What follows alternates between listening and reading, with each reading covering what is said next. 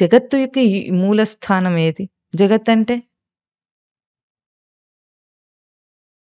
ఎవరెవరు కల్పించుకున్నది వాళ్ళ జగత్. కల్పించుకొని ఎక్కడి నుండి కల్పిస్తాడు? జగత్తుకు 6 రూపాలేమిటి? అస్తి, జాయతే, వర్ధతే, విపరిణమతి, క్షయతి, నశ్యతి. ఎక్కడ మొదలైంది? అస్థి, ఉండుట. అస్థి నుండి పుట్టించుకుంటాడు. నా అస్థి నుండి గాదు. అస్థి తర్వాత అల్లుకుంటాడు. అప్పుడు జగత్తొస్తుంది. అస్థి అంటే ఉన్నది. ఆ ఉన్నదానికి అల్లుకుంటే జగత్తొస్తుంది. అల్లుకోకుండా ఉంటే ఉనికి. అందుకే జగత్తుకు యోని స్వరూపం ఏమిటి?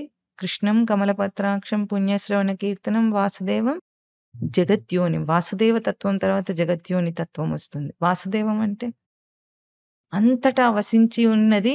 ఎట్లా ఉన్నది? దేవస్వరూపంగా, క్రీడాస్వరూపంగా వసించి ఉన్నది. ఉండుట అంటే ఊరికే పడి ఉండలేదు.